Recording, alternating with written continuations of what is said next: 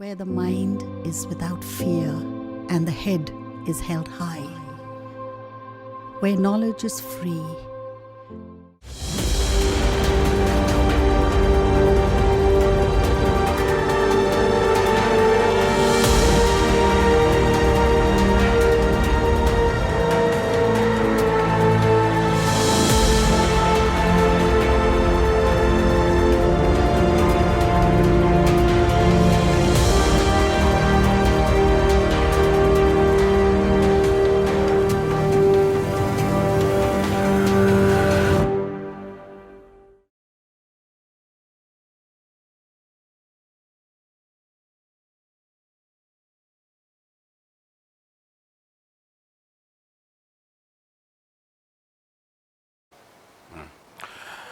আমি দেবাশিস রায় ডাকুয়া, মালদা জেলা স্কুলের শিক্ষক।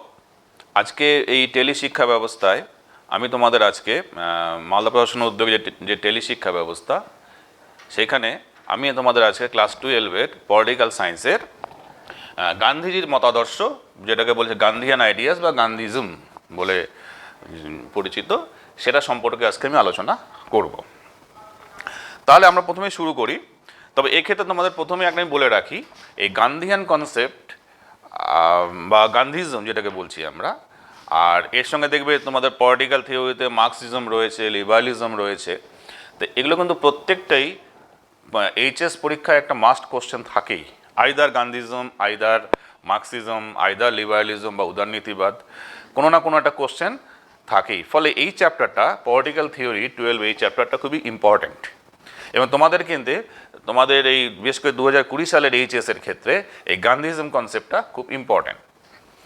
এবং মার্কসিজমও রয়েছে। তোমরা একাধিক দিন ক্লাসে অশোকবাবু তোমাদের মার্কসিজম পড়িয়েছিল, লিবারালিজমও পড়িয়েছেন উনি। সেক্ষেত্রে আমি আজকে গান্ধীজম বিষয়টাকে শুরু করছি। এবং দেখো, গান্ধীজমের ক্ষেত্রে আমরা প্রথমেই যেটা বলতে চাই যে তোমার নাম শুনেছ, তোমরা সবাই জানো যে মোহনচাঁদ করমচাঁদ গান্ধী আমাদের ভারতবর্ষের জাতির জনক। তার যে আইডিয়াসগুলো, সেটাকে আমরা খুব সংক্ষেপে গান্ধীজম বলি। যদিও গান্ধীজম বলে আলাদা কোনো রাজনৈতিক তত্ত্ব কিন্তু নেই। আমি বিস্তারিত আলোচনার প্রসঙ্গে তোমাদের এগুলো আরও বিস্তারিত ব্যাপারটা তোমাদের ক্লিয়ার হবে। যদি আমরা এইভাবে ব্যাপারটাকে ভাবি বা এইভাবে আমরা গান্ধীজম বিষয়টাকে প্রথমে, যদি আমরা গান্ধীজম কী বা গান্ধীবাদ কী, যদি আমরা প্রথমে এইটাকে অ্যানালাইজ করি যে গান্ধীজমটা কী বা গান্ধী আইডিয়াসটা কী, যে এটাকে যদি আমরা গান্ধীজম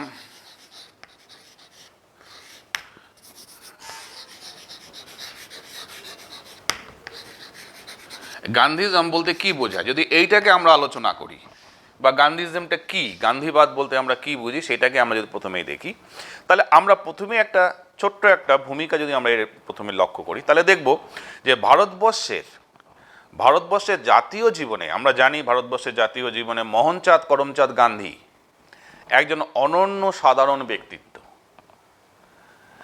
সেই জন্য ওনাকে আমরা জাতির জনকও বলি।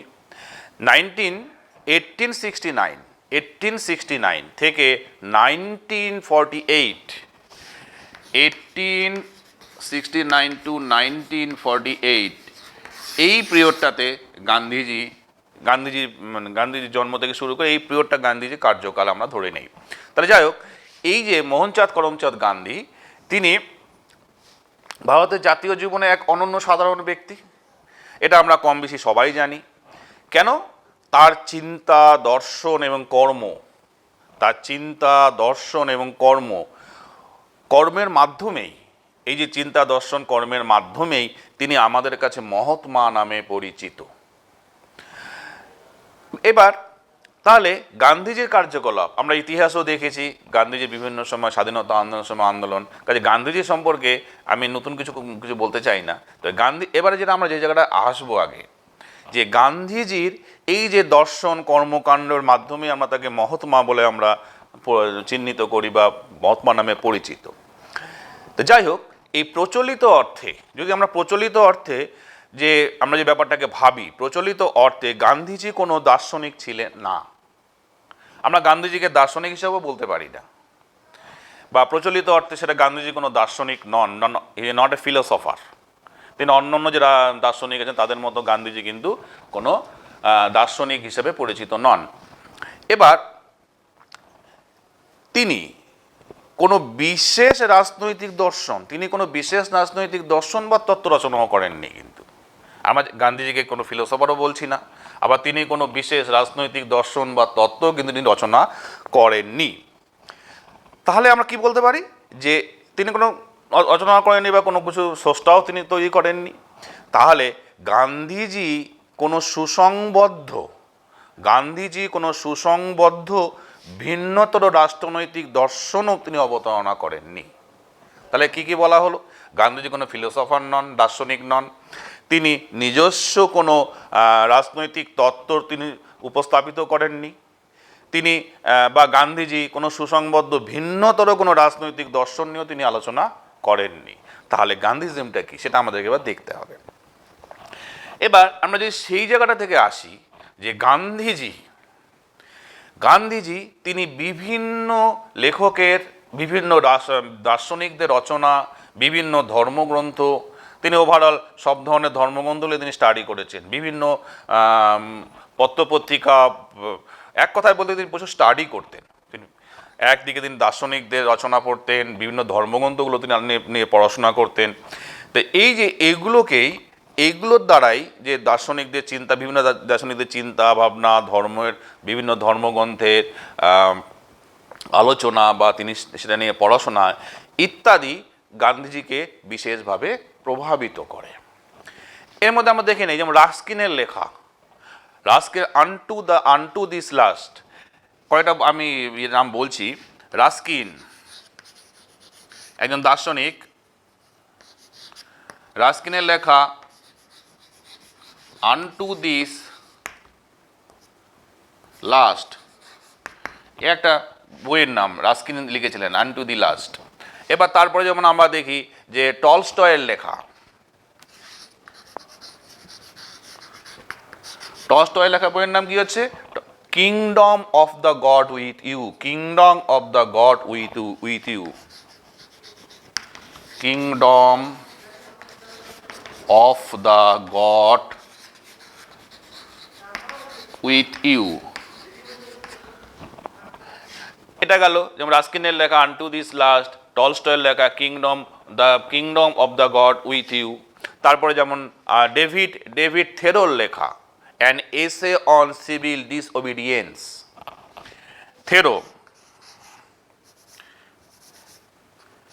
ডেভিড থেরো লেখা বইয়ের নামটা কি বললাম? যে an essay on civil disobedience, essay of civil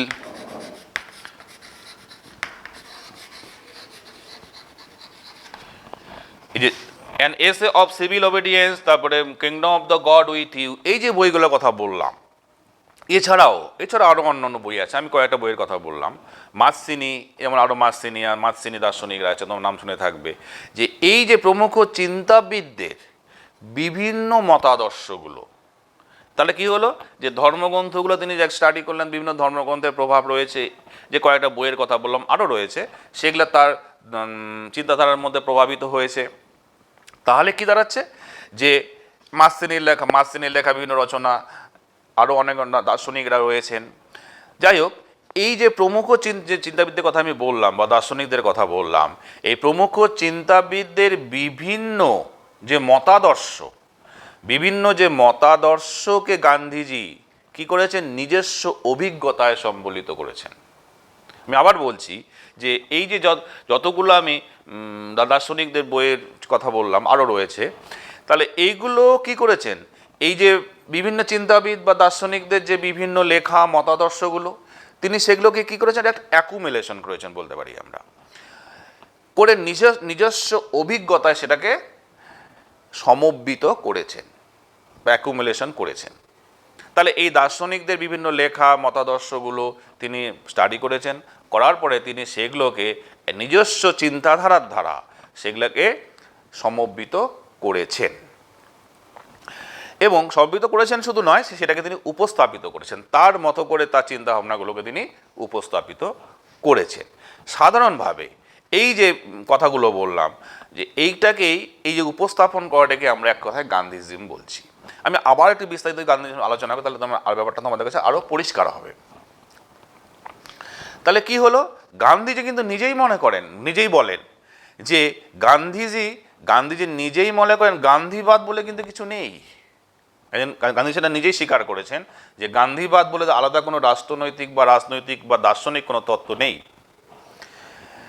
তাহলে আমরা কি বলতে পারি, তিনি নিজেই এটাকে বলেছেন যে তার ভার্সন, তার কথাতে, যে আমি মানে গান্ধীজি কেবলমাত্র কি করেছেন, গান্ধীজি তার মতো করে দৈনন্দিন জীবন, গান্ধীজি তার মতো করে দৈনন্দিন জীবন এবং সমস্যাবলীর ক্ষেত্রে, দৈনন্দিন জীবন এবং সমস্যাবলীর ক্ষেত্রে শাশ্বত সত্যকে প্রয়োগ করার চেষ্টা করেছেন মাত্র। তিনি এই কথা নিজেই স্বীকার করেছেন যে গান্ধীজম বলে কিছু নেই।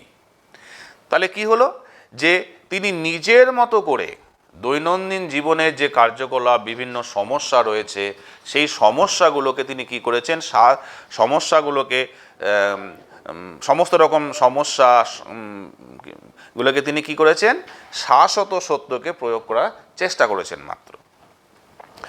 যাই হোক, এবার যদি আমরা দেখি যে গান্ধীজি তার লেখা, তার নিজস্ব লেখা the story of my experience with truth, the story of my experience with truth, গান্ধীজির লেখা বইটার নাম অনেক সময় কিন্তু তো দেয়, জিজ্ঞাসা করা হয় গান্ধীজির লেখা বইয়ের নামটা কি, দ্য স্টোরি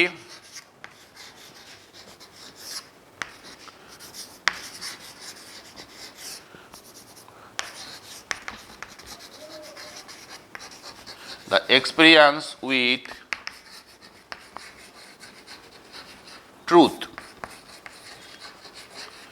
তো গান্ধীজির লেখা the story of experience with truth, এই যে গ্রন্থটা, মানে এক্সপিরিয়েন্স উইথ ট্রুথ একটা শীর্ষক রচনা, সেখানে তিনি কি বলেছেন, সেখানে বলতে চেয়েছেন আমার সমস্ত চিন্তা বা দর্শন যে যা বলেছে, মানে এই এক্সপিরিয়েন্স অফ ট্রুথ শীর্ষক রচনায় গান্ধীজি নিজেই স্বীকার করেছেন বা বলেছেন, কি বলেছেন, যে আমার সমস্ত চিন্তা বলতে যা বলেছি বা চিন্তা ভাবনা বলতে তিনি যেটা বুঝিয়েছেন, সেটা কি, যে গান্ধীবাদ বলে তাকে অভিহিত করা যায় না। আমি আবার এটাকে বলছি যে তিনি এই শীর্ষ রচনায় তিনি বলেছেন যে তার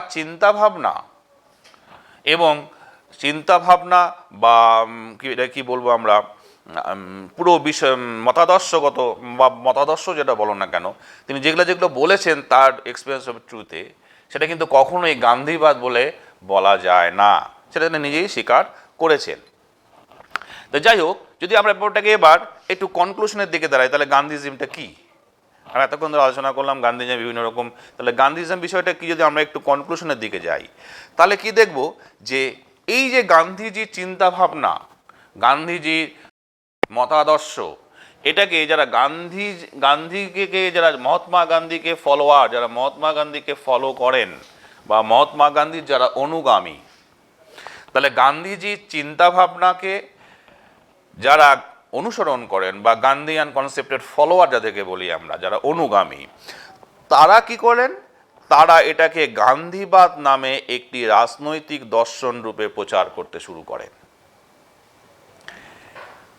তাহলে গান্ধীজির চিন্তাভাবনাকে গান্ধীজির যারা অনুগামী, তারা সেটাকে একটি স্বতন্ত্র রাজনৈতিক দর্শন রূপে প্রচার করতে শুরু করেন।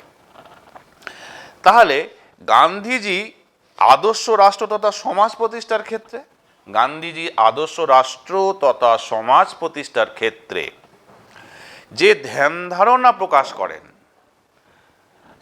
প্রকাশ করছেন, তাকেই গান্ধীবাদ বলে অভিহিত করতে চেয়েছেন তার অনুগামীরা, এবং তার অনুগামীরা প্রচার করতে চেয়েছে। আমি আবার ব্যাপারটাকে বলছি, তাহলে গান্ধীজিম সম্পর্কে যদি আমরা একটা কনক্লুশনের দিকে যাই, তাহলে দাঁড়াচ্ছে যে গান্ধীজি চিন্তা ভাবনাকে তার ফলোয়াররা একটা রাজনৈতিক তত্ত্বরূপে প্রচার করেন, এটা একটা। সেকেন্ডলি, গান্ধীজির আদর্শ রাষ্ট্র তথা সমাজ ব্যবস্থা, গান্ধীজি একটা আদর্শ রাষ্ট্র সমাজ ব্যবস্থার কথা কল্পনা করেন, আদর্শ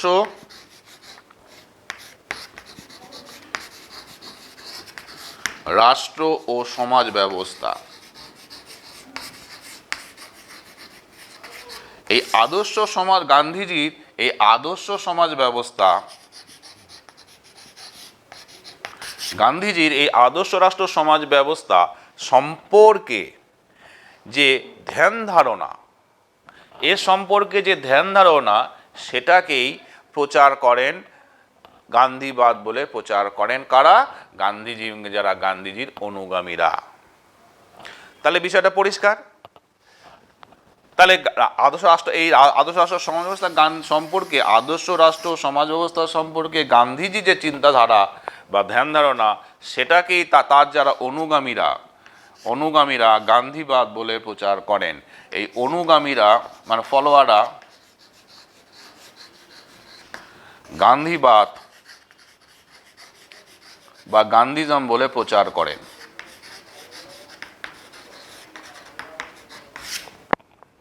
তাহলে বিষয়টা পরিষ্কার। তাহলে আমরা দেখতে পাচ্ছি যে গান্ধীবাদ বলে কিন্তু সেপারেট রাজনৈতিক তত্ত্ব নয়, তত্ত্ব বা দর্শন নেই। তাহলে কি হচ্ছে?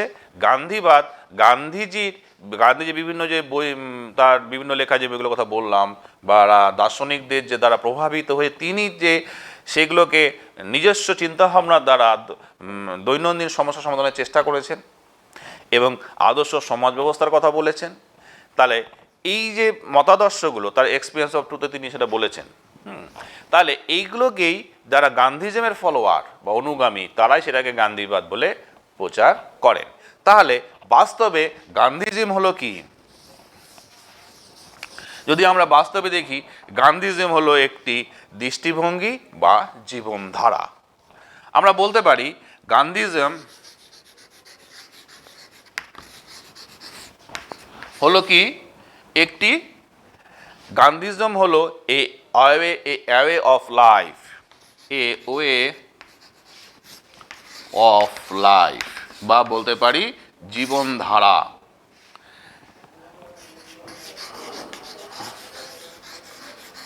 তাহলে বলা যেতে পারে গান্ধীজম হলো একটা ওয়ে অফ লাইফ, বা বলতে পারি একটা জীবন ধারা। তাহলে মোটামুটিভাবে এটাকে আমরা গান্ধীজম ব্যাপারটাকে বোঝার চেষ্টা করলাম বা গান্ধীজম সম্পর্কে জানলাম। এবার আমরা আসি গান্ধীজমের মূল নীতিগুলো কি কি, বা কি কি উপর ভিত্তি করে গান্ধীজম তার মূল নীতিগুলো, যে আমরা গান্ধীজম বলি বা গান্ধীজ আইডিয়াস বলি, আমরা এবার দেখব যে গান্ধীজমের মূল নীতিগুলো কি কি, বা গান্ধীজির মতাদর্শের মেইন যে মূলনীতি সেগুলো কি কি। যদি আমরা পার্ট বাই পার্ট আলোচনা করি তাহলে তোমাদের সুবিধা হবে। যেমন মোটামুটি 10 থেকে 11টা নীতি রয়েছে, তার মধ্যে যেমন মূলত 4 থেকে 5টা খুব ইম্পর্টেন্ট। যেমন ধরো অহিংসা, তোমরা জানো, সত্যাগ্রহ, তারপরে সর্বোদয়, রাষ্ট্র সম্পর্কে গান্ধীজির ধারণা, স্বরাজ সম্পর্কে গান্ধীজির ধারণা, তারপরে গ্রামীণ পুনর্গঠন সম্পর্কে গান্ধীজির ধারণা, গণতন্ত্র সম্পর্কে গান্ধীজির ধারণা, ওছি সম্পর্কিত বিষয়ে গান্ধীজির ধারণা, তারপরে জাতীয়তাবাদ সম্পর্কে গান্ধীজির ধারণা, তারপরে সাম্য সম্পর্কে গান্ধীজির ধারণা কি, অধিকার ও কর্তব্য সম্পর্কিত ধারণা। মোটামুটিভাবে এই এতগুলো আদর্শের উপর, এতগুলো মতাদর্শ মূল, মানে গান্ধীজির দর্শনের মূল মতাদর্শ। তার মধ্যে আমাদের সত্যাগ্রহ, অহিংসা, সর্বোদয়, এগুলো খুবই ইম্পর্টেন্ট। আমি প্রথমে যদি আসি আমরা অহিংসা, যেটাকে বলছি আমার নন ভায়োলেন্স। গান্ধীজির দর্শনের মূল যে একটা প্রধান বিষয় হচ্ছে অহিংসা।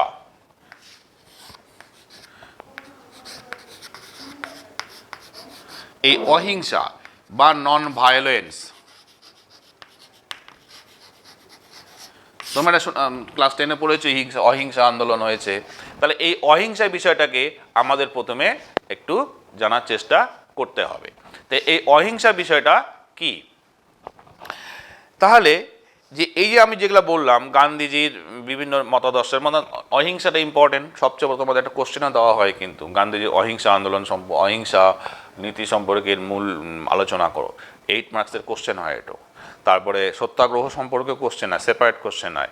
এক্ষেত্রে আমি তোমাদের বলে রাখি যে গান্ধীজি থেকে পার্ট থেকে কিছু কোশ্চেন আসে, যেমন যে বলা হয় গান্ধীজির দর্শনের মূল সূত্রগুলি আলোচনা করো। যদি মূল সূত্র প্রশ্ন দেয় অনেক সময় দেয় গান্ধীজিজমের মূল সূত্রগুলি আলোচনা করো। সেক্ষেত্রে তোমাদেরকে অহিংসা, সত্যাগ্রহ প্রত্যেকটা সম্পর্কে অল্প অল্প করে আলোচনা করতে হবে।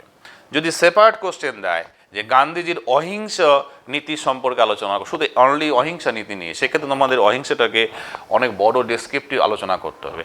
আমি চেষ্টা করছি যে অহিংসাটাকে একটু বড় আলোচনা করে তোমাদেরকে এগিয়ে নিয়ে যাওয়ার। তাহলে আমি প্রথমে যদি অহিংসা নীতির কথায় আসি, তাহলে গান্ধীজির মতাদর্শের মূল যে ফার্স্ট এবং সবচেয়ে ইম্পর্টেন্ট হচ্ছে অহিংসা। এই অহিংসাটা তোমাদেরকে একটু খুব মাইনরলি বোঝার চেষ্টা করতে হবে। যে প্রথমে যেটা আমি বলতে চাই যে নন ভায়োলেন্স, এই গান্ধীজি অহিংসাটা তিনি কোথা থেকে পেলেন? যে মানব সভ্যতার যদি ইতিহাসের ধারা থেকেই তিনি অহিংসার গতি ও উদ্দেশ্য তিনি পেয়েছেন, বা সেখান থেকে তিনি জ্ঞান লাভ করেছেন। যে মানব সভ্যতার যে ইতিহাস যদি আমরা পর্যালোচনা করি, তাহলে সেক্ষেত্রে তার যে ধারা রয়েছে সেখান থেকেই গান্ধীজি এই অহিংসার গতি ও উদ্দেশ্যটা পেয়েছেন। তাহলে এই যে অবস্থা, মানব সভ্যতার যে গতিধারা, এই যে আমরা বলি মানব ইতিহাসের এই যে অহিংসা গতিধারা সম্পর্কিত, মানব ইতিহাসের যে অহিংসা গতিধারা সম্পর্কে যে গান্ধীজির বিচার বিশ্লেষণ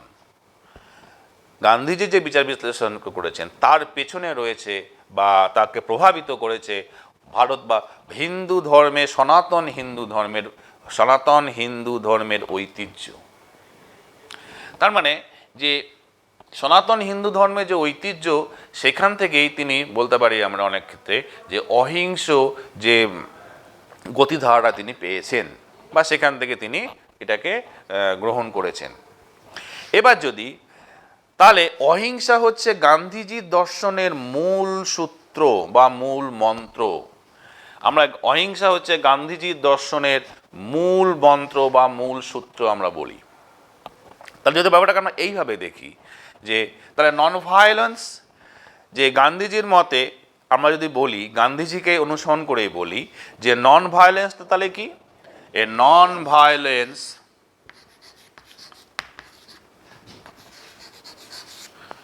ইকুয়াল টু আমরা বলতে পারি যে আটারমোস্ট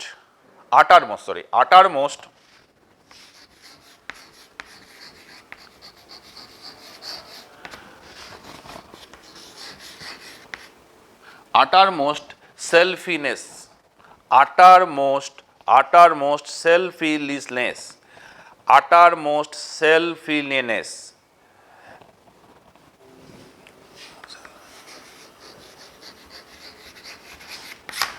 তাহলে যেটাকে বাংলায় বলা হচ্ছে যেটাকে বলছি চরম স্বার্থহীনতাকে বোঝায়।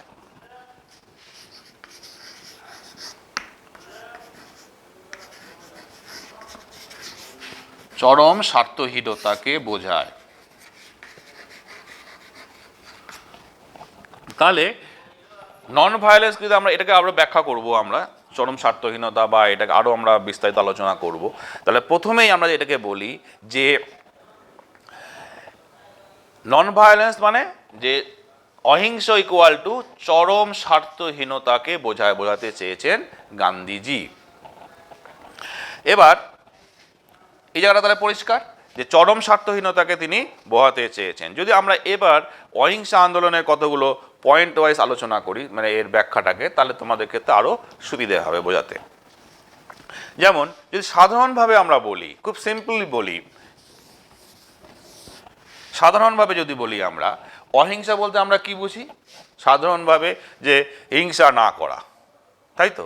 যে হিংসা না করাকে আমরা বলছি অহিংসা, খুব সাধারণভাবে যেটাকে বলা হয় হিংসা না করা। তাহলে খুব সাধারণ অর্থে আমরা এটাকে বলছি। যদি আমরা এইভাবে ব্যাপারটাকে দেখি যে তাহলে অহিংসা হচ্ছে চরম স্বার্থহীনতা।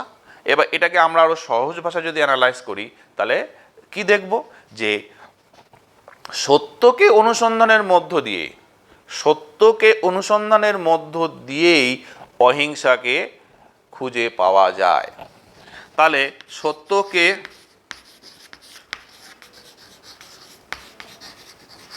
অনুসন্ধানের মধ্যেই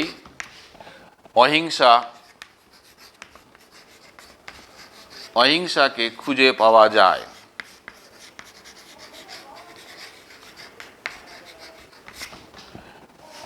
এটা একটা বলা যেতে পারে।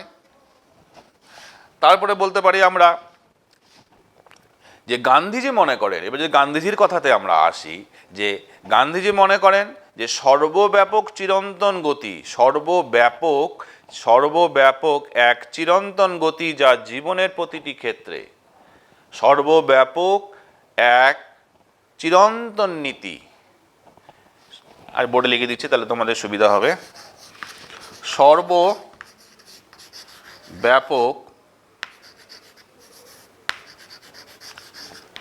এক চিরন্তন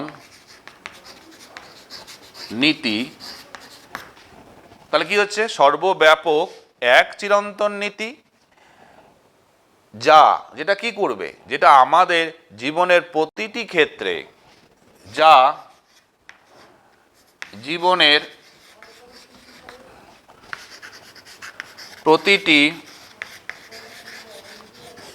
প্রতিটি ক্ষেত্রে আমাদের কি করবে? ইতিবাচক ভাবনাকে প্রসারিত করবে, ইতিবাচক ভালোবাসাকে প্রসারিত করবে। তাহলে এটা হলো একটা, তাহলে সর্বব্যাপক আর চিরন্তন নীতি যা জীবনের প্রতিটি ক্ষেত্রে ইতিবাচক ভালোবাসাকে প্রসারিত করবে। তাহলে এটা গেল একটা অহিংসার একটা বৈশিষ্ট্য বা ডেফিনেশনের ক্ষেত্রে। যদি আমরা আরেকটা বলি যে অহিংসা কখনো দুর্বলতা নয়, অহিংসা মানে কোনো দুর্বলতা নয়, অহিংসা একটি নৈতিক শক্তি। তাহলে অহিংসা কি হচ্ছে? নৈতিক শক্তি। অহিংসা হচ্ছে একটা নৈতিক শক্তি, এটাকে মাথায় রাখবে। অহিংসা কিন্তু একটা নৈতিক শক্তি, যেটা গান্ধীজি বিশ্বাস করতেন। তিনি মনে করতেন যে অহিংসার মাধ্যমেই সত্যের অনুসন্ধান করা সম্ভব। তার মানে যে অহিংসা নীতির মাধ্যমেই আমরা সত্যকে খুঁজে পাবো বা সত্যকে বের করা যায়। তাহলে এইভাবে মোটামুটিভাবে অহিংস নীতিটাকে আমরা বোঝার চেষ্টা করলাম। তার মানে যদি আমরা এবার ছোট্ট করে দেখি, কি দেখব? যে অহিংসা নীতি এবং সত্য অনুসরণ করা সম্ভব, একটু যেটা বললাম। তাহলে গান্ধীজির এই অহিংস নীতির মধ্যে কি কি কথাগুলো আমাদের রয়েছে? সত্য রয়েছে, আর কি রয়েছে? প্রেম, ভালোবাসা, সংযম, আত্মবিশ্বাস, এছাড়া আরও রয়েছে এই মানবিক গুণাবলীগুলো অহিংসা ধারণার সঙ্গে ওতপ্রোতভাবে জড়িত। তাহলে অহিংস যে কথাগুলো আলোচনার মাঝখানে আমরা এই কথাগুলো দেখতে পেলাম, বা এগুলো আমাদের অহিংস নীতির সঙ্গে অঙ্গাঙ্গিভাবে জড়িত। এবার যদি আমরা অহিংস নীতির সম্পর্কে একটু জানলাম, অহিংস নীতিটা কি জিনিস। এবার শুধুমাত্র অহিংসা মানেই যে শুধুমাত্র যে আমি হিংসা না করি সেটা নয়, কিন্তু গান্ধীজি একটা জায়গায় তিনি বলেছেন যে কোনো কোনো ক্ষেত্রে হিংসার প্রয়োজনীয়তাকে গান্ধীজি গুরুত্ব দিয়েছেন। কোনো ক্ষেত্রে গান্ধীজি হিংসা, যেটা সাধারণভাবে আমরা বলি যে হিংসা না করাই অহিংসা, কিন্তু গান্ধীজি কোনো ক্ষেত্রে হিংসাকে তিনি প্রাধান্য দিয়েছেন। যেমন ধরো যে আত্মরক্ষার জন্য, তারপরে অপরের প্রাণ বাঁচানোর জন্য, এগুলো এই ক্ষেত্রে গান্ধীজি কিন্তু হিংসাকে প্রাধান্য দিয়েছেন। খুব স্বাভাবিকভাবে আত্মরক্ষা করার জন্য আমাকে প্রয়োজনে তাকে মানে বল প্রয়োগ করতে হবে, যেহেতু গান্ধীজি অহিংসা নীতি গান্ধীজি বল প্রয়োগের বিরোধিতা করেছেন। কিন্তু এই ক্ষেত্রে তিনি যেমন আত্মরক্ষা বা কারো জীবন বাঁচানোর ক্ষেত্রে তিনি হিংসাকে বা হিংসার প্রয়োজনীয়তার কথা বলেছেন। এবার যদি আমরা গান্ধীর এই অহিংসা নীতির কনসেপ্টের যদি কতগুলো ক্যারেক্টারকে আমরা আলোচনা করি, খুব সংক্ষেপে যদি ক্যারেক্টারকে আলোচনা করি তাহলে তোমাদের আরও ব্যাপারটা বোঝার সুবিধা হবে। দেখো, গান্ধীজি যে অহিংসা সম্পর্কে গান্ধীজির ধারণা যদি আমরা পর্যালোচনা করি তাহলে কতগুলো আমরা মূল বৈশিষ্ট্য আমরা দেখতে পারবো। কি কি দেখতে পারবো? যে যদি আমরা এইভাবে ব্যাপারটা থেকে দেখি, যদি আমরা প্রথমত দেখি যে আক্ষরিক অর্থে কি হচ্ছে, আক্ষরিক অর্থে অপরের প্রতি হিংসা না করাকেই আমরা বলছি অহিংসা। আক্ষরিক অর্থে অপরকে হিংসা না করাকেই আমরা বলছি অহিংসা, কিন্তু সেটা হচ্ছে খুবই সংকীর্ণ অর্থে। যদি ব্যাপক অর্থে আমরা দেখি, ব্যাপক অর্থে কি দেখব? যে ব্যাপক ইতিবাচক অর্থে আমরা দেখতে পারবো যে অপরের অহিংসা হলো অপরের কল্যাণ সাধন। অহিংসা, তাহলে অহিংসা ইকুয়াল টু কি? অপরের কল্যাণ সাধন।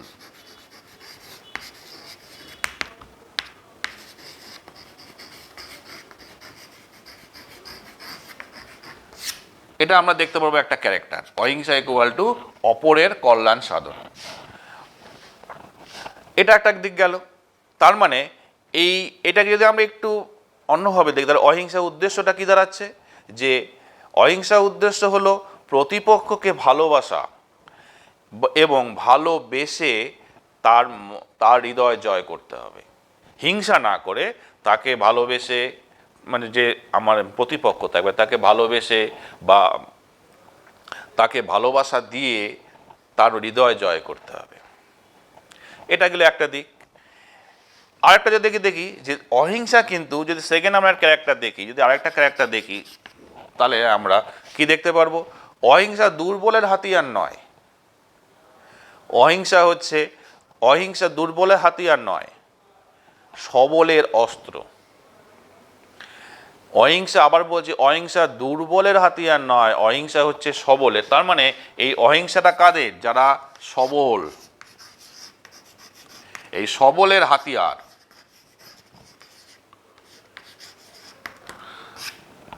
এই অহিংসাটা হচ্ছে সবলের হাতিয়ার। যারা দুর্বল ভীতু তারাই কি করে? অস্ত্র নেয় বা অস্ত্র ধারণ করে বা অস্ত্র নিয়ে তারা অস্ত্র তুলে নেয় হাতে। যারা সবল, যারা ভয় পায় না, তারা কখনোই তারা অহিংস নীতি অবলম্বন করবে। তারা কখনোই খুব সহজে অস্ত্র হাতে নেবে না বা অস্ত্র তুলে নেবে না। তাহলে এটা একটা দিক গেল। যে যদি আমরা ব্যাপারটাকে আরও একটু দেখি যে হিংসা ইকুয়াল টু পশু শক্তি আর অহিংসা ইকুয়াল টু আত্মিক শক্তির অভিব্যক্তি। তার মানে যদি আমরা ব্যাপারটাকে এইভাবে দেখি, হিংসা ইকুয়াল টু কি? পশু শক্তি,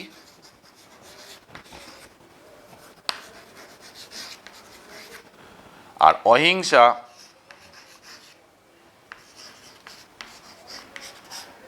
ইকুয়াল টু কি? আত্মিক শক্তি। অহিংসা ইকুয়াল টু আমরা বলতে পারি আত্মিক শক্তির অভিব্যক্তি।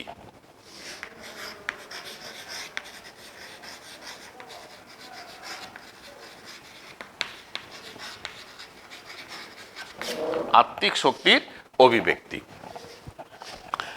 এটা একটা গেল। তাহলে ব্যাপারটা পরিষ্কার। এবার যদি আমরা এটাকে আরেকটা ক্যারেক্টার দেখি, অহিংসাকে বোঝানোর যদি আমরা আরেকটা দেখি, তাহলে অহিংসা হলো কি? প্রেম প্রীতির প্রকাশ। আমরা এই অহিংসটাকে আরেকটা বলতে পারি প্রেম প্রীতির প্রকাশ।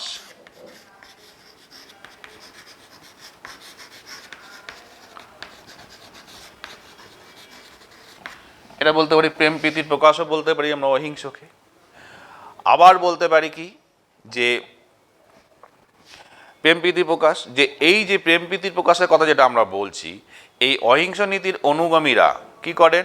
যে এর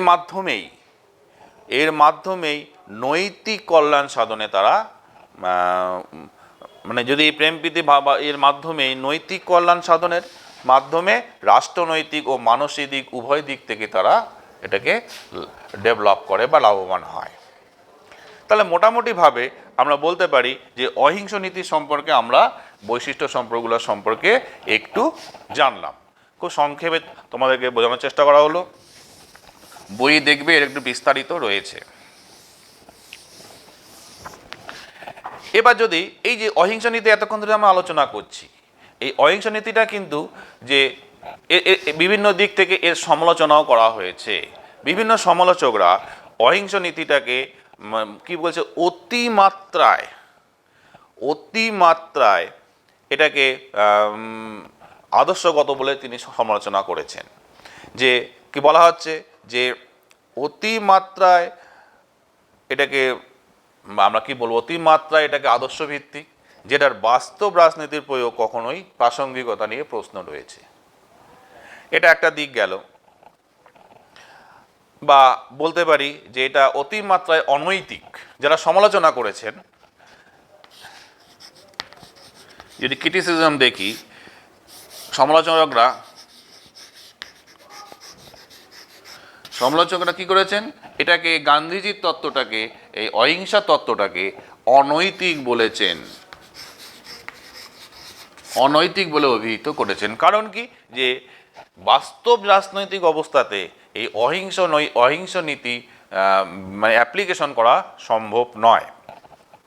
ফলে এটা কি হচ্ছে, যে বাস্তব পলিটিক্সের বাস্তব অবস্থা, রাষ্ট্র ব্যবস্থার ক্ষেত্রে এটা খুবই মানে কি বলবো, এটাকে কোনোভাবে এটা ইমপ্লিমেন্টেশন করা সম্ভব নয়, বা এটা বাস্তব প্রয়োগও সম্ভব নয়। যেমন এক্ষেত্রে যদি আমরা বলতে পারি যে মানবেন্দ্র রায় একজন রয়েছে সমালোচক, মানবেন্দ্র রায় তিনি বলেন গান্ধীজির অহিংস নীতি জনগণের ও জনগণ সম্পর্কে,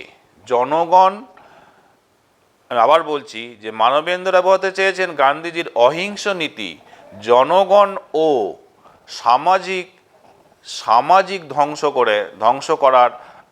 ধ্বংস করে এবং জাতির স্বাধীনতাকে দুর্বল করে দেয়। তাহলে তিনি বোঝাতে চেয়েছেন অহিংস নীতি জনগণ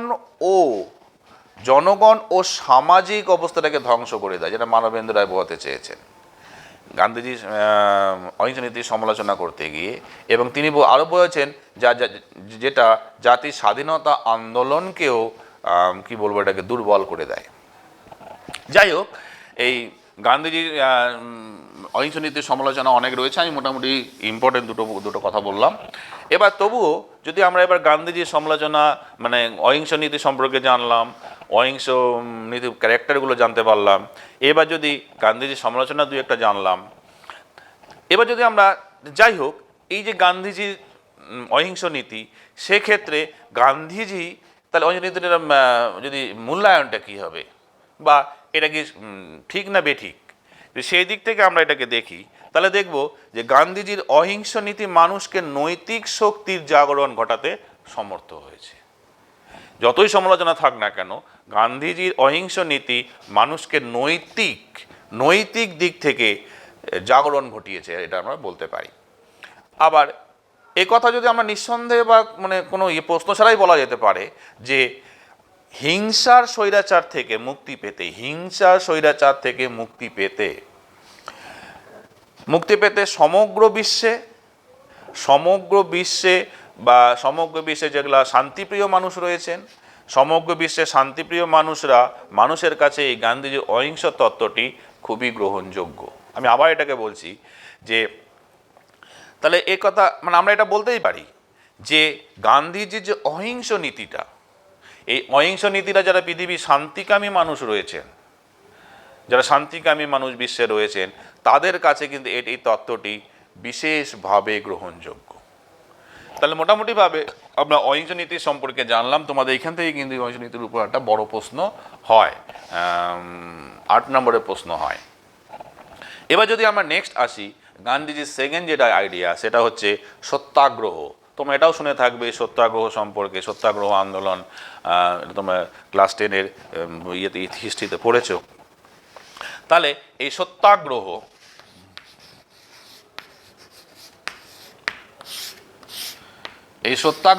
সম্পর্কে আমাদের একটু জানতে হবে, সত্যাগ্রহটা কি জিনিস। তাহলে আমরা একটু আগে যেমন অহিংস নীতি সম্পর্কে জানলাম, এই সত্যাগ্রহটা গান্ধীজি মতাদর্শের মধ্যে এটা একটা সর্বোৎকৃষ্ট এবং চূড়ান্ত দর্শন বলতে পারি আমরা। এই সত্যাগ্রহটা হচ্ছে গান্ধীজির দর্শন, গান্ধীজির যে মতাদর্শ, তার মধ্যে এটা হচ্ছে সর্বোৎকৃষ্ট একটি মতাদর্শ বা দর্শন, বা এটাকে চূড়ান্ত দর্শনও আমরা বলতে পারি। তাহলে কি দক্ষিণ আফ্রিকায় যে বর্ণ বৈষম্য, তোমরা জানো দক্ষিণ আফ্রিকায় যে বর্ণ বৈষম্যবাদ ছিল এবং তার যে নির্যাতনের বিরুদ্ধে এবং ভারতবর্ষের যে ব্রিটিশ শাসন তার বিরুদ্ধে যে ব্রিটিশ যে সাম্রাজ্যবাদ তার বিরুদ্ধে যে রাজনৈতিক সংঘাত একটি কি হয়, রাজনৈতিক সংঘাত একটি অন্যতম পর্যায়ে পৌঁছায়। এই অন্যতম পর্যায়ে পৌঁছানোর সময় যে এই সত্যাগ্রহ কিন্তু একটি অন্যতম হাতিয়ার ছিল। এগুলোকে ভারতবর্ষে স্বাধীনতা আন্দোলনে ব্রিটিশ সাম্রাজ্যবাদের বিরুদ্ধে, দক্ষিণ আফ্রিকায় বর্ণ বৈষম্যবাদের বিরুদ্ধে এই সত্যাগ্রহ একটি অন্যতম হাতিয়ার রূপে গান্ধীজি মনে করেন বা ছিল। যদি আমরা আক্ষরিক অর্থে দেখি যে সত্যাগ্রহ কি, সত্যের প্রতি আগ্রহ।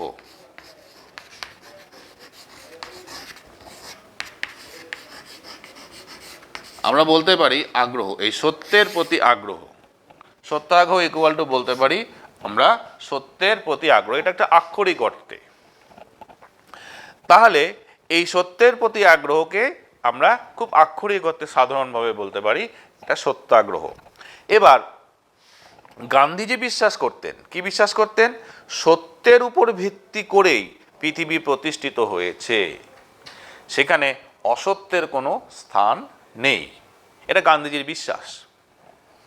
তাহলে এই সত্যাগ্রহকে আমরা বলতে পারি কি, যে সত্যাগ্রহকে আমরা আবার অন্যভাবে দেখি, সত্যাগ্রহ কি অন্যায়ের বিরুদ্ধে প্রতিরোধ।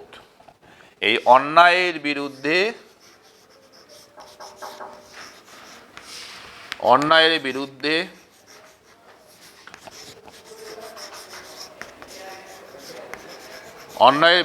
প্রতিরোধ। তার মানে বলতে পারি সত্যাগ্রহ হচ্ছে অন্যায়ের বিরুদ্ধে এক প্রতিরোধ। তাহলে কিন্তু এই প্রতিরোধটা করব কিভাবে? আমরা বলছি অন্যায়ের বিরুদ্ধে প্রতিরোধ, কিন্তু এই প্রতিরোধটা আমরা করব কিভাবে? সেখান থেকে গান্ধীজি বলেছেন যে অন্যায়ের বিরুদ্ধে যে প্রতিরোধটা করব, এই প্রতিরোধটা কিন্তু কখনোই অস্ত্র দিয়ে নয়। তাহলে এই প্রতিরোধটা কি হবে? অস্ত্র দিয়ে হবে না। গান্ধী বলতে চান অস্ত্র নয়, তাহলে অস্ত্র হবে না, এই প্রতিরোধটা কখনোই অস্ত্র দিয়ে হবে না। এই প্রতিরোধটা যে করব আমি, কখনোই অস্ত্রের ব্যবহার করব না। তাহলে কি করব আমরা? এই প্রতিরোধ করতে গেলে আমাকে কি করতে হবে? এখানে যদি অস্ত্র ব্যবহার না করি তাহলে কি করব আমি? এই প্রতিরোধ হবে, যেহেতু অন্যায়ের বিরুদ্ধে প্রতিরোধ করতে হচ্ছে আমাকে, তাহলে এই প্রতিরোধ যখন করবো সেটাকে আমি অস্ত্র দিয়ে করব না, এই প্রতিরোধটা হবে কি দিয়ে? প্রেম, প্রীতি, ভালোবাসা দিয়ে।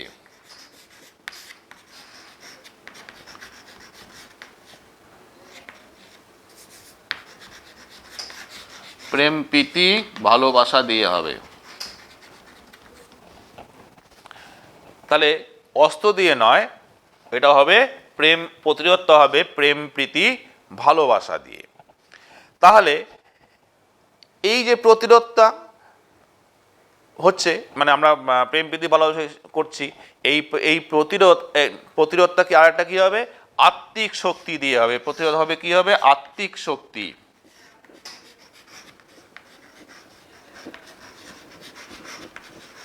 আত্মিক শক্তি দিয়ে আমাকে প্রতিরোধ করতে হবে।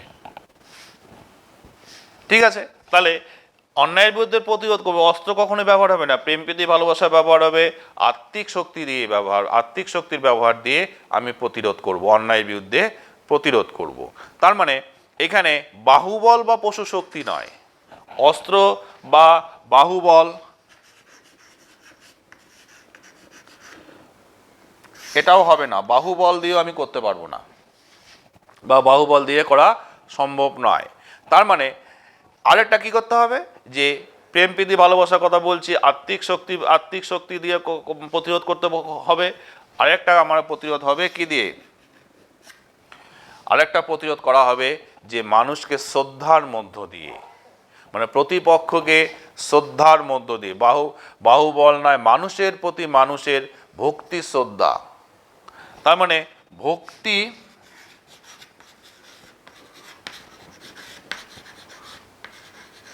শ্রদ্ধা দিয়ে তাহলে এই অন্যায়ের বিরুদ্ধে প্রতিরোধ কিন্তু আমি এই পন্থাগুলো অবলম্বন করে সত্যাগ্রহে করব। তার মানে যদি আমরা ব্যাপারটাকে এইভাবে দেখি, তাহলে সত্যাগ্রহী যারা যারা সত্যাগ্রহকে এই অনুসরণ করে তাদেরকে আমরা বলছি সত্যাগ্রাহী। তাহলে এই সত্যাগ্রাহী যারা অবলম্বন করছেন বা সত্যাগ্রহী পন্থায় যারা আদর্শে বিশ্বাসী বা সত্যাগ্রহে, তাদের কি থাকবে? তাদের সৈন্যের মতো তাদের কি থাকবে? একটা সোলজার যে পরিমাণ তাদের গুণ থাকে, এই সত্যাগ্রহী সেই পরিমাণ তাদের মধ্যে গুণ থাকবে, কিন্তু তারা কখনোই বল প্রয়োগ করবে না বা হিংসা বা কখনো ঘৃণা করবে না। তাহলে সত্যাগ্রহকে আমরা বলতে পারি একটি নিস্পৃহ প্রতিরোধ, যেটাকে বলছি আমরা প্যাসিভ রেজিস্ট্যান্স, নিষ্ক্রিয় প্রতিরোধ। তাহলে সত্যাগ্রহকে আমরা আর বলতে পারি আরেকটা কি? নিষ্ক্রিয় প্রতিরোধ। নিষ্ক্রিয় প্রতিরোধ। তাহলে সত্যাগ্রহ হচ্ছে আরেকটা নিষ্ক্রিয় প্রতিরোধ। এইভাবে আমরা সত্যাগ্রহর ব্যাপারটাকে বোঝার চেষ্টা করলাম বা জানলাম। তাহলে আমরা যদি এটাকে একটু কনক্লুশনে ড্র করি, সত্যাগ্রহ তাহলে আলটিমেট কি দাঁড়ালো, তাহলে আমরা বলতে পারি সত্যাগ্রহ হলো একটি মানসিক দৃঢ়তা। তাহলে মানসিক দৃঢ়তা,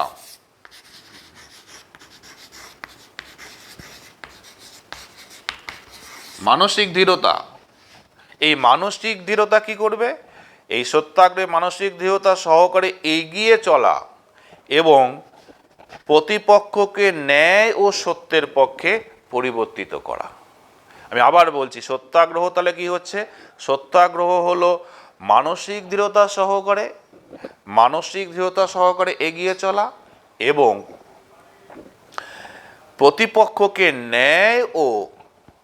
প্রতিপক্ষকে ন্যায় ও সত্যের পক্ষে পরিবর্তিত করা।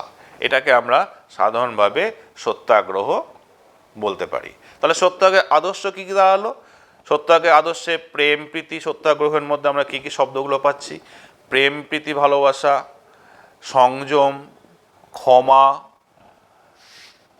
ইত্যাদি, উদারতা ইত্যাদি বা আত্মশক্তির প্রয়োগ প্রভৃতি কিন্তু এই সত্যাগ্রহের মধ্যে রয়েছে। আমি আবার বলছি, সত্যাগ্রহ আদর্শের মধ্যে কি কি শব্দগুলো আমরা দেখতে পাচ্ছি বা কি কি এগুলো অনুসরণ করা হবে? একটা হচ্ছে প্রেম প্রীতি ভালোবাসা, সংযম, উদারতা এবং আত্মশক্তির প্রয়োগ প্রভৃতি। এগুলো আমরা সত্যাগ্রহটার মধ্যে দেখতে পারবো। এবার যে সত্যাগ্রহে যদি আমরা খুব একটা এই যে গান্ধীজির সত্যাগ্রহ যে কনসেপ্টটা তিনি পেলেন কোথা থেকে, তাহলে যদি আমরা সেটাকে নিয়ে একটু ছোট্ট করে দেখি, তাহলে আমরা দেখতে পারবো যে গান্ধীজি সত্যাগ্রহটাকে অনুসরণ করার জন্য বা সত্যাগ্রহের যে আইডিয়াসটা তিনি পেলেন, তিনি মূলত প্রভাবিত হয়েছেন বাইবেল যে খ্রিস্টান ধর্মগ্রন্থ রয়েছে, বাইবেলের একটা পার্ট থেকে। সেটা হচ্ছে সারমন অন দ্য মাউন্ট।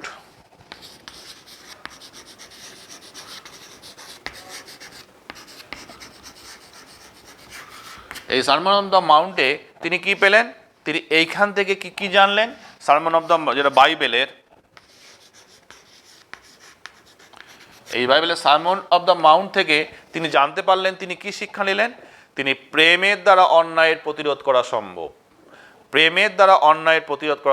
তিনি এই শিক্ষা লাভটা তিনি এখানে করলেন। তাহলে তিনি বলতে পারে এখান থেকে তিনি পেলেন প্রেম প্রীতির ভালোবাসা।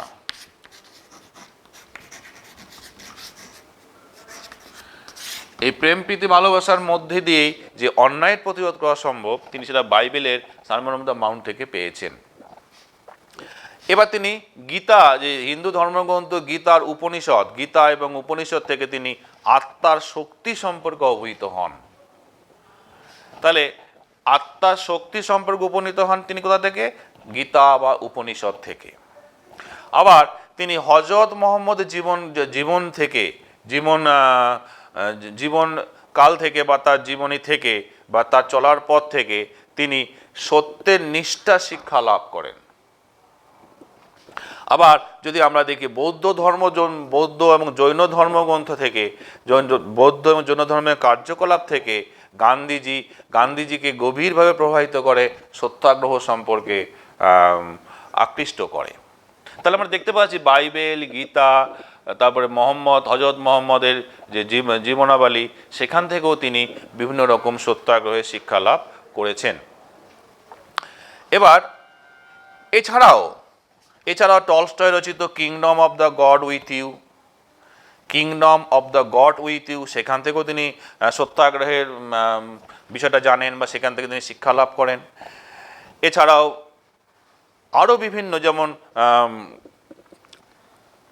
মোটামুটিভাবে যেগুলো আমি বললাম, যে বিভিন্ন ধর্মগ্রন্থ, টলস্টয়ের লেখা কিংডম অফ দ্য গড, তারপর ডেভিড থোরোর যেটা একটু আগে বলেছিলাম এসে অন সিভিল ডিসঅবিডিয়েন্স প্রভৃতি থেকে তিনি সত্যাগ্রহের ধারণাটা তিনি পান, বা আমরা বলতে পারি এটা তার source.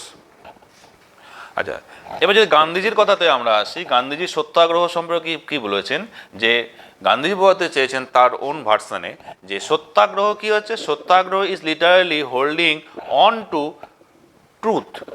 Truth and it means therefore on and known as a soul free.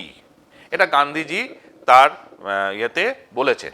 তার মানে যে এই যে গান্ধীজির আমরা সত্যাগ্রহ সম্পর্কে জানলাম, যে গান্ধীজির বিভিন্ন আইডিয়াসগুলো, সেখান থেকে সত্যাগ্রহ একটা ইম্পর্টেন্ট পার্ট। এবার যদি এই গান্ধীজির সত্যাগ্রহটা কিন্তু কখনোই সমালোচনার ঊর্ধ্বে আবার নয়। বিভিন্ন দিক থেকে গান্ধীজির সত্যাগ্রহ তার আগে তোমাদের একটু ক্রিটিসিজমে আমি একটু জেনে নিই। এই সত্যাগ্রহটা বিয়ে করার জন্য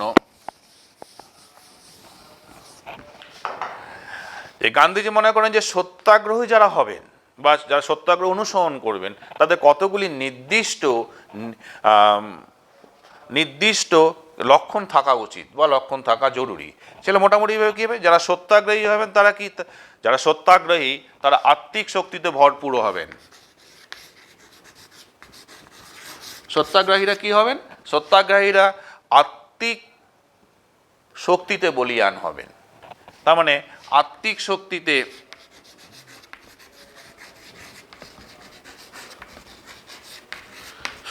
বলীয়ান, তারা আত্মিক শক্তিতে বলীয়ান হবেন। তাহলে সত্যাগ্রহীরা আরেকটা কী করবেন, অন্যায়ের বিরুদ্ধে লড়াই করবেন এবং অন্যায়কারীকে তারা কি করবেন, অন্যায়কারীকে কখনোই তারা কিন্তু কি বলবো এটা, অন্যায়কারীকে কখনোই তারা আঘাত করবেন বা অন্যায়কারীকে ভয় দেখাবেন না, বা অন্যায়কারীকে, তাদের লড়াইটা কিন্তু অন্যায়ের বিরুদ্ধে, অন্যায়কারীর বিরুদ্ধে নয়। সেই জন্য অন্যায়কারীকে কখনোই কিন্তু তারা ভয় দেখাবেন না বা বিব্রত করবেন না, বরঞ্চ কী করবেন, তাদের ভালোবাসার মাধ্যমে বা প্রেম প্রীতির মাধ্যমে তার হৃদয় জয় করে তাকে অন্যায় করা থেকে বিরত করবেন। এটা হচ্ছে সত্যাগ্রহীদের মূল লক্ষণ, বা যারা সত্যাগ্রহ অনুসরণ করবেন। আমরা আরেকটা দেখতে পারি, সত্যাগ্রহীরা কখনোই হিংসার বিরুদ্ধে মনোভাব পোষণ করবেন না। এটা একটা দিক গেল। সত্যাগ্রহীরা আত্মরক্ষার অধিকার থাকবে। সত্যাগ্রহী যারা তাদের আত্মরক্ষার অধিকার থাকবে, তবে অপরকে আঘাত করে নয়। আর সেলফ ডিফেন্স করবে কিন্তু কাউকে আঘাত করে নয়। এটা একটা দিক গেল। তারপরে রাষ্ট্রীয় আইন মান্য করবে সত্যাগ্রহী যারা সত্যাগ্রহ অনুসরণ করবেন, আইন মেনে চলবেন। এই শাস্তির ভয় কিন্তু আইন মানবে সেটা নয়, যে শাস্তির ভয় আইন সেটা নয়।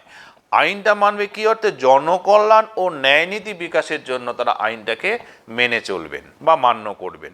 তবে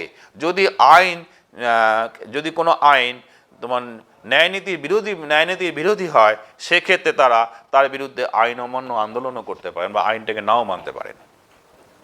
তাহলে মোটামুটি হয়ে গেল সত্যাগ্রহের এগুলো, যারা সত্যাগ্রহ তাদের কতগুলো ক্রাইটেরিয়া রয়েছে।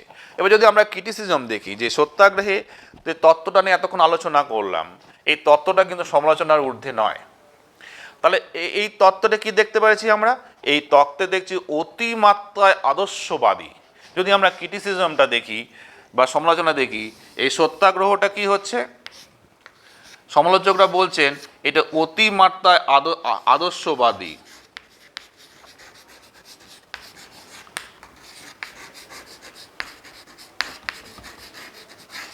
এটা হচ্ছে অতিমাত্রায় আদর্শবাদী, যার ফলে কি হচ্ছে বাস্তব ক্ষেত্রের প্রয়োগ কখনো সম্ভব নয়।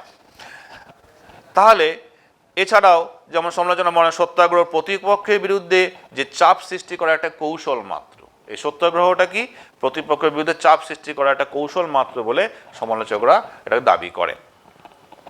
যাই হোক, যে সত্যাগ্রহ সম্পর্কে যে আমরা এতক্ষণ আলোচনা করলাম, তার মধ্যে এটা নিঃসন্দেহে আমরা বলতে পারি যে গান্ধীজির এই সত্যাগ্রহটা গান্ধীজির একটা অভিনব আন্দোলন। এই আন্দোলনের ভারতের সমাজক্ষেত্রের বিশেষ জনগোষ্ঠীকে, সমগ্র দেশের জনগোষ্ঠীকে এর বিশেষভাবে প্রভাবিত করেছিল বা প্রভাবিত করে। তাহলে যার প্রভাবিত করেছিল, যেটার ফল আমরা স্বাধীনতা আন্দোলনে দেখতে পারি। তাহলে সত্যাগ্রহ সম্পর্কে আমরা জানলাম, অহিংসা সম্পর্কে জানলাম। এবার যদি গান্ধীজির আরেকটা তত্ত্ব সম্পর্কে আমরা আসি, সেটা হচ্ছে সর্বোদয়।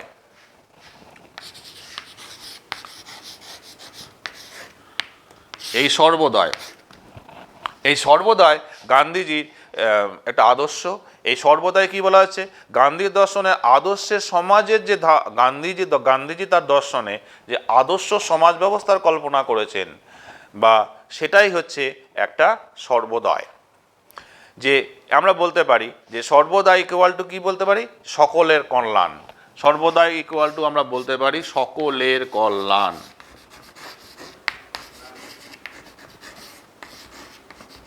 এটাকে বলা হচ্ছে আপলিফট অফ সোসাইটি বা আপলিফট অফ অল, এটাকে আমরা এইভাবে বলতে পারি। তাহলে এই যে এটা এই গান্ধীজির সর্বদায়, তিনি এটা তার সোর্সটা আমরা কোথা থেকে বলতে পারি, এই গান্ধীজির এই সর্বদায় তত্ত্বটা তিনি পেয়েছিলেন হচ্ছে যে আনটু দি লাস্ট, রাস্কিনের লেখা আনটু দি লাস্ট গ্রন্থে। এই আনটু দি লাস্ট ইয়া থেকেই তিনি সর্বদায় তত্ত্বটাকে বা আদর্শটাকে তিনি গ্রহণ করেন বা সেটাকে তিনি মতাদর্শ রূপে প্রচারিত করেন। এবার যদি আমরা সর্বদায় সম্পর্কে বলতে পারি যে ইকুয়াল টু সকলের কল্যাণ। এবার যদি আমরা বিষয়টাকে আরেকটু বিস্তারিত যাই, যে তাহলে আমরা কি দেখব, গান্ধীজি তার আত্মজীবনী 1904 সালে গান্ধীজি তার আত্মজীবনীতে সর্বদায় 3টি নীতির কথা তিনি বলেছেন। সেখানে কি কি নীতির কথা বলেছেন? এই সর্বদায়ের ক্ষেত্রে যদি ফার্স্ট আমরা দেখি, যে সর্বদায় নীতির ক্ষেত্রে তিনি প্রথমে বোঝাতে চেয়েছেন যে সমষ্টি কল্যাণের মধ্যেই ব্যক্তির কল্যাণ নিহিত আছে। গান্ধীজি তার আত্মজীবনীতে বলেছেন যে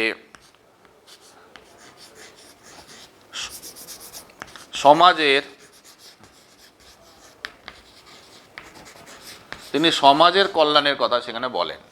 তাহলে যে সমাজের কল্যাণের কথা বলেন বা সমষ্টি কল্যাণের মধ্যেই কি থাকবে, ব্যক্তির কল্যাণ নিহিত থাকবে, বা সমষ্টি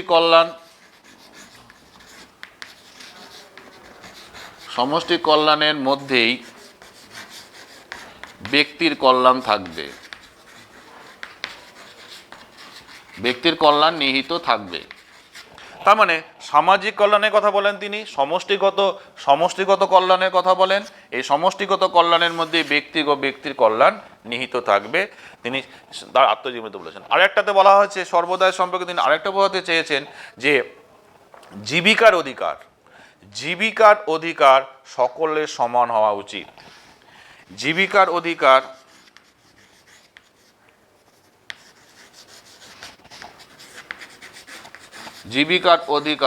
সকলের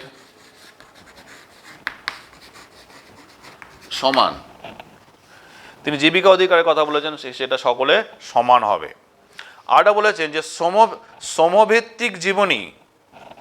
যদি আমরা আরেকটা ক্যারেক্টার দেখি বা আরেকটা দেখি সর্বদয়ের ক্ষেত্রে, সেখানে বলতে চেয়েছেন যে সমভিত্তিক জীবনী হলো সার্বিক জীবন। সমভিত্তিক জীবনী হলো সার্বিক জীবন। সমভিত্তিক জীবন হলো সার্বিক জীবন। তাহলে এই সমভিত্তিক জীবনকে তিনি সার্বিক জীবন, কারণ যে শ্রমের উপর তিনি সবচেয়ে বেশি গুরুত্ব দিয়েছেন। এই জন্যেই যে শ্রমটে যে যে শ্রমটাই করুক না কেন, আমি একটা উদাহরণ দিয়ে বলি, একজন একজন শিক্ষক শিক্ষা দিচ্ছেন, তিনি একটা শ্রম করছেন, আরেকজন ধরুন নাপিত চুল কাটছে, সেও শ্রম করছে, কিন্তু শ্রমের মূল্যটা সব ক্ষেত্রেই সমান। সে নাপিত চুল কাটছে বলে তার শ্রমটা খুব কম সেটা তিনি মনে করেন না। একজন শিক্ষক যে শিক্ষা দিচ্ছেন তার যে শ্রমটা, আর নাপিত বা টেইলার বা যারাই হোক না, তারা লেবার যে কাজ করছে তাদের শ্রমটার ভ্যালু তিনি এক। এই জন্য বলেছেন যে শ্রমই হল যে সার্বিক জীবন, বা শ্রমের ক্ষেত্রে তিনি গুরুত্ব আরোপ করেছেন। শ্রমের ক্লাসিফিকেশনের মাধ্যমেই যে সমাজে এরা সেটা পছন্দ করেননি। তাহলে মোটামুটিভাবে এটা গেল সর্বদায় সম্পর্কে ধারণা। এবার আমি যদি সংক্ষেপে আসি রাষ্ট্র সম্পর্কে গান্ধীজির ধারণা।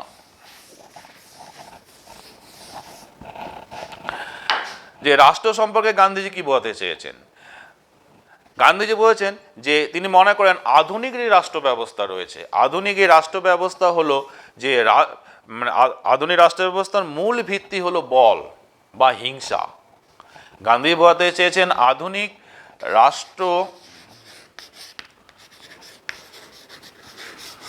রাষ্ট্র ব্যবস্থায় কি দেখা যায়, ইকুয়াল টু আমরা দেখতে পারি বল প্রয়োগ ও হিংসা। তার মানে আধুনিক রাষ্ট্র ব্যবস্থায় বল প্রয়োগ ও হিংসাটা একটা কমন ফ্যাক্টর। তিনি বলেন যে তিনি বোঝাতে চেয়েছেন বা তিনি এটাকে এস্টাবলিশ করেছেন যে রাষ্ট্র হলো কেন্দ্রীভূত এবং সুসংহত হিংসার মূর্ত প্রতীক। আমি আবার বলছি, রাষ্ট্র হলো কেন্দ্রীভূত এবং সুসংহত একটি হিংসার মূর্ত প্রতীক। তার মানে এই জন্যে গান্ধীজি রাষ্ট্রের কার্যাবলীকে সীমিত করার পক্ষপাতী ছিলেন। তিনি রাষ্ট্রের কার্যকলাপটাকে একটা লিমিটের মধ্যে রাখতে চেয়েছেন। এই জন্য তিনি মনে করেন সেই সরকারই শ্রেষ্ঠ সরকার হবে যে সবচেয়ে কম শাসন করবে। সেই সরকার শ্রেষ্ঠ সরকার হবে যে সবচেয়ে কম শাসন করবে। তাহলে যদি আমরা ব্যাপারটাকে আরও একটু ছোট্ট করে এইভাবে দেখি, তাহলে দেখতে পারবো যে রাষ্ট্রে যে সীমিত হওয়া, যে একটু আগে বললাম রাষ্ট্রের সীমিত হওয়া উচিত, এই জন্যেই তিনি যে এমন একাধিক যে নিয়ন্ত্রণ সমাজের উপর উদ্দেশ্য রয়েছে গড়তে হবে, সেটা তিনি কখনোই বিশ্বাস করেন না। এবার এই জন্য গান্ধীজি আদর্শ রাজনৈতিক ব্যবস্থাকে রাষ্ট্রহীন গণতন্ত্রের কথা বলেন। এটা আমাদের কাছে একটু ইম্পর্টেন্ট, রাষ্ট্রহীন গণতন্ত্র।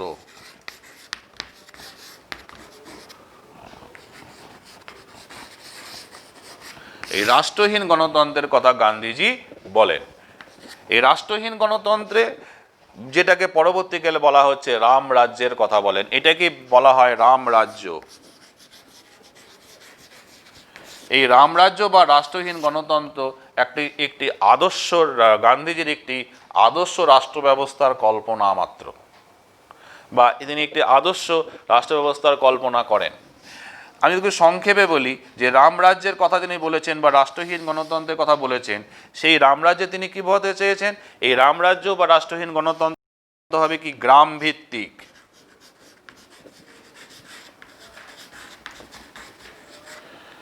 এই গ্রাম ভিত্তিক পর থেকে এটা আসবে, তারপরেই তিনি পঞ্চায়েত রাজের কথা বলেছেন বা পঞ্চায়েত ব্যবস্থার কথা তিনি বলেছেন। তার মানে এই রাষ্ট্রহীন গণতন্ত্র বা যেটাকে আমরা পরোক্ষে বলি রামরাজ্য, সেখানে আমরা যদি স্টেপ বাই স্টেপ দেখি, সেটা রামরাজ্যটা হবে গ্রামভিত্তিক এবং এই গ্রামগুলো পরিচালিত হবে পঞ্চায়েত ব্যবস্থার মাধ্যমে, বা যেটাকে আমরা পঞ্চায়েত রাজ বলি, যেটা বর্তমানে তোমাদের দেখবে যে প্রতিটা গ্রামে পঞ্চায়েত ব্যবস্থা রয়েছে। যাই হোক, এই সংক্ষেপে বলা হলো রাষ্ট্র সম্পর্কে গান্ধীজির ধারণা। আমি লাস্ট একটু আসছি স্বরাজ সম্পর্কে গান্ধীজির ধারণা। এই স্বরাজ সম্পর্কে গান্ধীজি কি বোঝাতে চেয়েছেন? এই স্বরাজ বলতে বোঝাতে চেয়েছেন স্বরাজ্য বা স্বশাসন। তাহলে স্বশাসন, স্বরাজ বলতে বোঝানো হয় স্বশাসন। তাহলে সাধারণভাবে আমরা বলতে পারি যে স্বরাজ হলো পরাধীনতার শৃঙ্খল থেকে মুক্ত। তার মানে পরাধীন অবস্থা থেকে মুক্ত হয়ে আমরা যে নিজে শাসন ব্যবস্থার পরিচালনা করব, সেটাকে তিনি সংক্ষেপে বোঝাতে চেয়েছেন স্বরাজ। তাহলে স্বরাজকে যদি আমরা একটু সংক্ষেপে দেখার চেষ্টা করি, তাহলে এটাকে তিনি কি বোঝাতে চেয়েছেন, যে তার মানে স্বরাজ হচ্ছে পরাধীনতা মহল থেকে মুক্তি।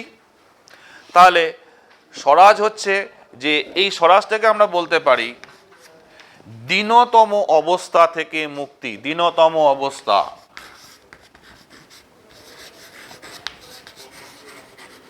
অবস্থা থেকে মুক্তি। দীনতম মানে খুবই গরিব অবস্থা, যেটা তোমরা জানো, দিন। তাহলে এই দীনতম অবস্থা থেকে মুক্তি হবে। তারপরে কি হবে? এক আদর্শ মানব সমাজ গড়ে উঠবে। কি হবে? আদর্শ মানব সমাজ। এই স্বরাজ থেকে, যে পরাধীনতা থেকে মুক্তি হওয়ার পরে আমাদের দীনতম অবস্থা থেকে আমরা মুক্তি পাবো। আমরা এইখান থেকে আদর্শ একটা মানব সমাজ ব্যবস্থা গড়ে উঠবে। আর এটা কি হবে? এক উন্নত সামাজিক ব্যবস্থা। উন্নত সামাজিক ব্যবস্থা গড়ে উঠবে। তাহলে আমরা বলতে পারি যে স্বরাজের মূল ভিত্তিটা হলো পরিপূর্ণ সামাজিক সাম্য, স্বাধীনতা ও ন্যায় বিচার। আমি আবার বলছি, স্বরাজের মূল ভিত্তি, যেটা আমরা এতক্ষণ ধরে বলছিলাম, মূল ভিত্তি হলো পরিপূর্ণ সামাজিক সাম্য, স্বাধীনতা ও ন্যায় বিচার। তাহলে লাস্ট আমরা যদি গান্ধীজির কথা দিয়ে শেষ করি, তাহলে দেখতে পারবো যে গান্ধীজি মনে করেন যে স্বতন্ত্র এক উচ্চ মানবিক নৈতিক আদর্শই হলো স্বরাজ। যে স্বরাজ তাহলে কি দাঁড়ালো? এক উচ্চ মানবিক নৈতিক আদর্শ, যেটা গান্ধীজি মনে করেন। দেখবে এরপরেও অনেকগুলো রয়েছে তোমাদের এ সম্পর্কে, যেমন গ্রামীণ পুনর্গঠন, তারপরে গান্ধীজির গণতন্ত্র সম্পর্কে ধারণা, তারপরে জাতীয়তাবাদ, সাম্য, গান্ধীজির ছোট ছোট পার্টগুলো রয়েছে। তোমরা যতটা পারো একটা বই দেখে নেবে। তবে তোমাদের যেটা একটু আগে মূলত বললাম, যে অহিংসা, সত্যাগ্রহ, এগুলোর উপর সবচেয়ে বেশি কোশ্চেন দেওয়া হয়। ফলে এগুলোর উপরে আমি জোর দিয়ে পড়ালাম, এবং এরপরে বিস্তারিত যেগুলো রয়েছে তোমার বই স্টাডি করে দেখবে। হ্যাঁ, ঠিক আছে, আজকে এই পর্যন্তই।